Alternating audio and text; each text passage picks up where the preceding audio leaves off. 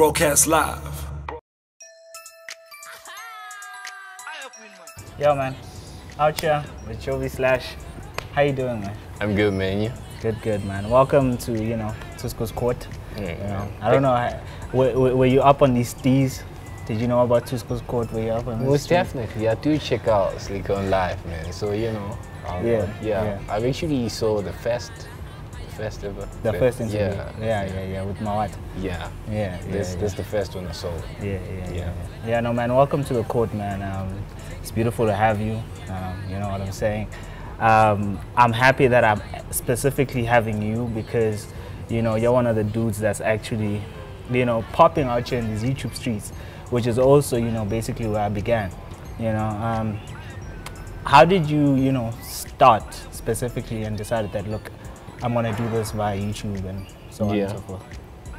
Obviously, you have to find new ways of pushing music, I'm a rapper, but, in this day and age, you must find new forms of getting out there. There's like thousands of rappers out there. How do you distinguish yourself from everybody else? So, I found ways of, pushing myself further and actually introducing myself in the game in a manner that's actually different from everybody else. So YouTube is one of the platforms that, have been there and tried and tested. A lot of people have, bloomed from YouTube and other social media. So I advocate YouTube. I push YouTube. I think it's probably one of the best platforms to actually use to blow. And you get numbers as well. I've seen you. And it's the only one that actually tries to cut the check with niggas. Oh, the check could be bigger. But, most definitely. It works. So, man, tell me more about Jovislash as an artist. My first introduction to you was you doing a song about I think it was Julius Malema or something like that. And as I've just been paying attention to your music, I noticed that you choose to do trending music. How does that decision come about?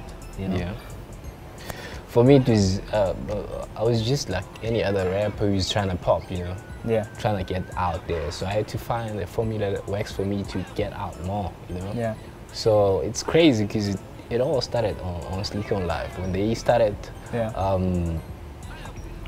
I approached them to do Freestyle Fridays, just to push my brand further. And I started, making remixes of songs that were popping at that particular time. And I'd take a song and flip it and make it more doper than the original version. So people used to like that. That's how it's done. That's how it works.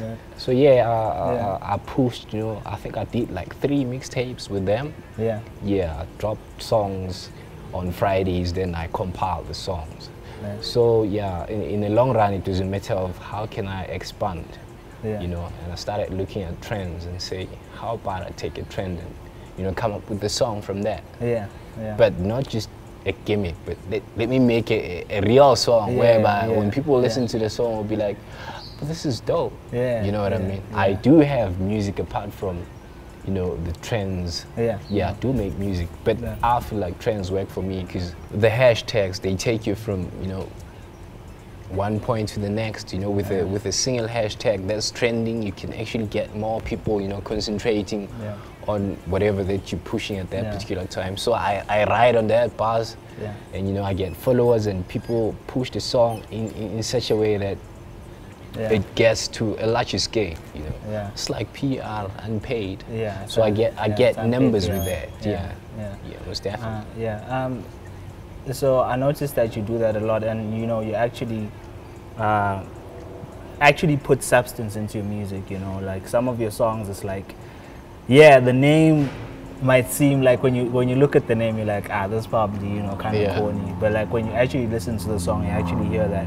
Okay, you're actually dope at making music. Exactly. And ironically, I was talking to one of the OGs the past few weeks, and they were just talking about you. And I was like, how long has Jovislash been doing this, Because I'm like, if the OGs know this dude, is it because you've been rapping for a long time, or is it because, because you know, specifically I was talking to Salvin, and he was telling me that you know he's been at your studio and you guys record together. How long have you been making music? I've actually started like being in studio and recording full-length songs. It was around 2008, 2009. That's like 10 years now. It's like 10 years, it's man. A long time. It has to pop now. You know what I mean? Yeah. So it's like it's been 10 years, and I've been putting work, you know, trying to find ways of, you know, getting in the game.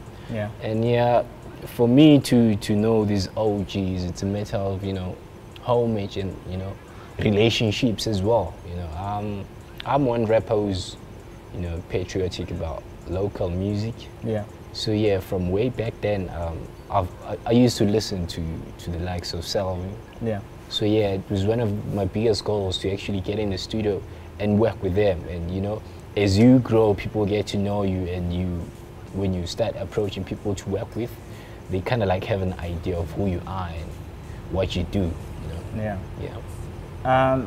So with, you know, doing the trending songs, do you actually find that people gravitate towards your other songs, or do they, you know, end at like, okay, we heard Ayakwini, or we heard, you know, DVDLA, you know, like we heard the song, and then do you find that people eventually move on to your other songs, or do you find that like a lot of times some of them just stay with the trend? Yeah, that's actually a good question, because I chose to run away with trends.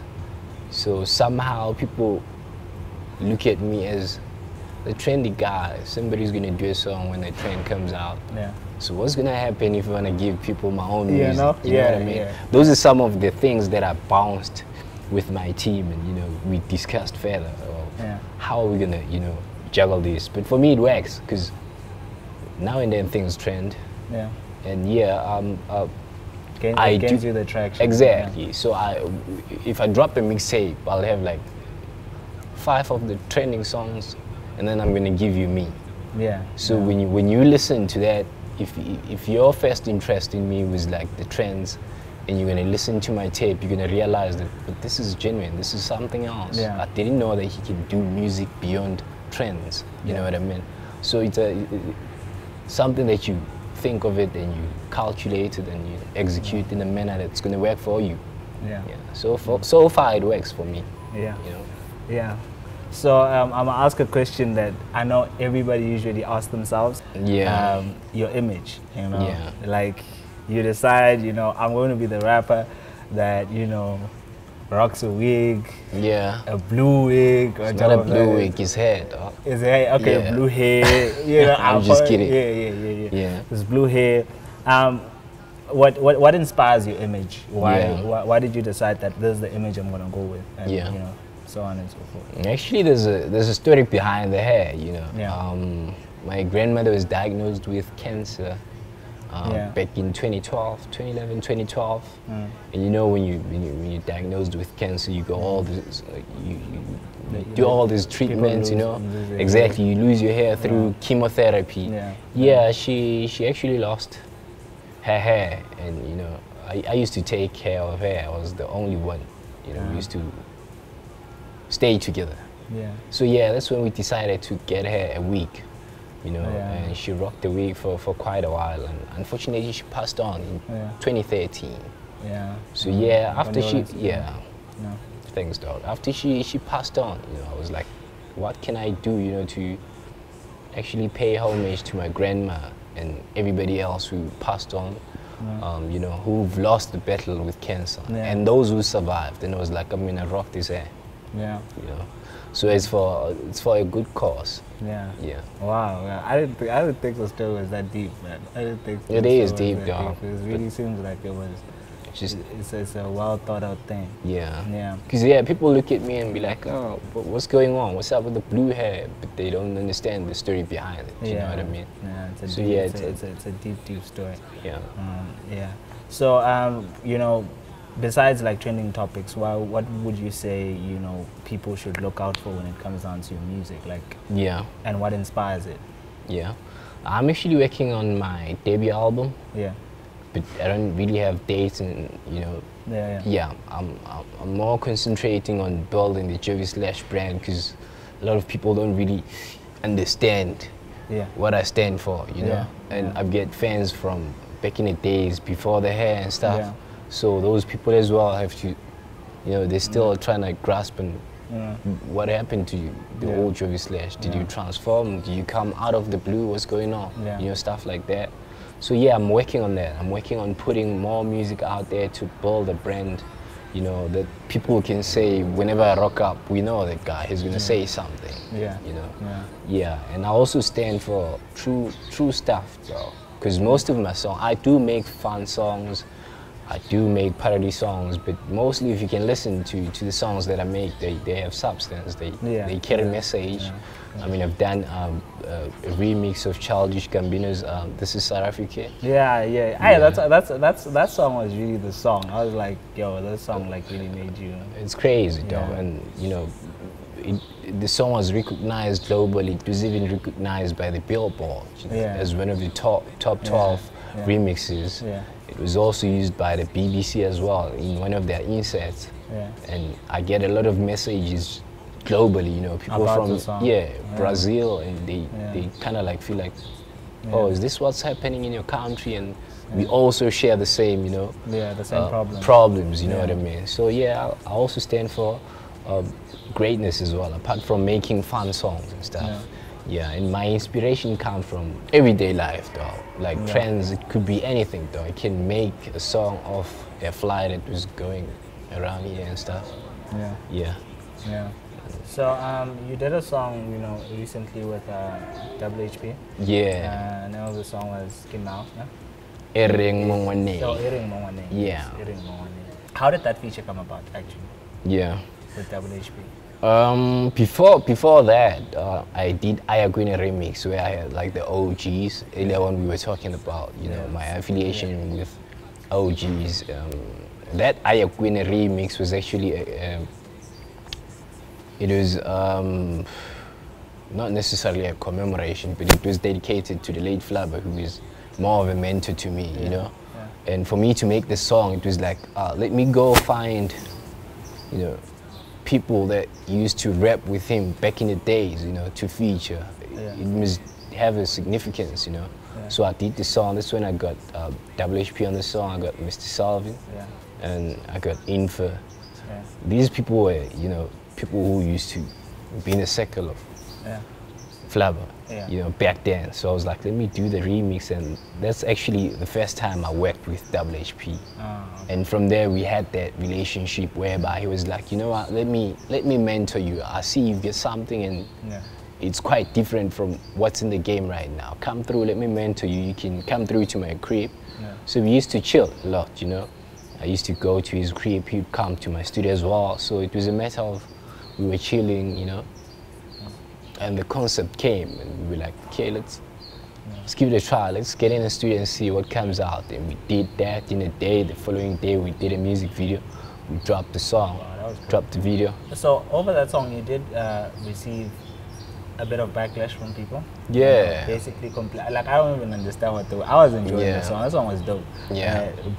Because also I didn't understand what the word meant. Because all I knew was, you know, Mauki is your mother, so exactly. Alright, cool. Let's like jam to it. You know, didn't understand. Yeah, I didn't fully understand, but like some people, you know, basically took it the other way. I heard some people coming out and saying, "Yo, it's a cursing song, blah blah blah." Yeah, it's a bit too much. Yeah. How did you take that?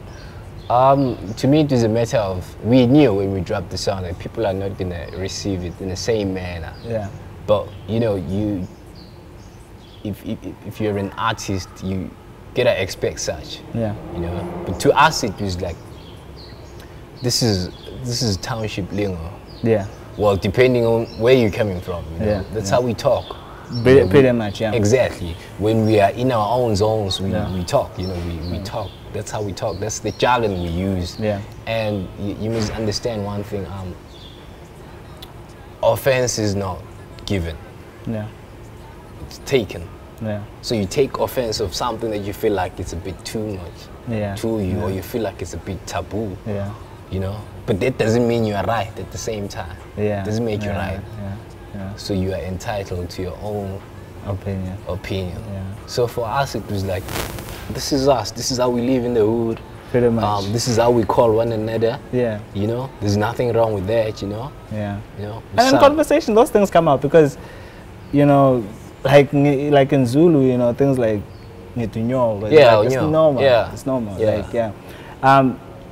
Didn't you kind of feel like it was a bit hypocritical though? Because a lot of people I argued with over that. I was like, but it's hypocritical because if an American comes out with a similar song where, you know, for example, the MF word. I mean, the MF word is probably one of the words. Like move you back, sing along. You know? We sing along, though. We sing along, but then when you hear it in an African native tongue, you gotta. Don't you feel like that was a bit hypocritical?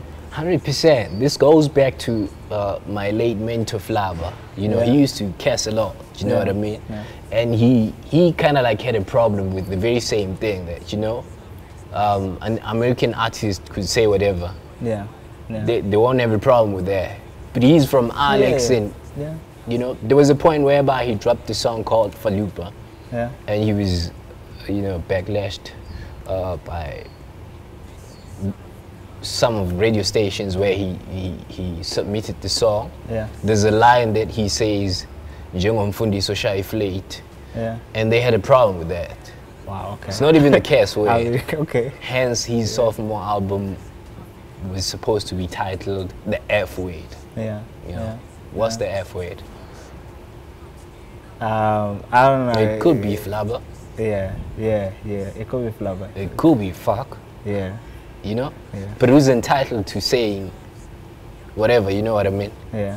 We do get sensitive at times and, you know, you can't say some things, but if it's art, who's there to tell the next person that, you know, like comedy, I do comedy as well. Yeah, you know what I mean? I do comedy. Yeah, like I noticed that with your videos, like you make sure that they're a bit comedic. Exactly. But the message gets across. At the end of the day, when you listen to the music, you feel like, but he's talking about real issues. Yeah. So in comedy, who determines what I'm supposed to talk about? Yeah. In terms of, how do we say you've taken it too far?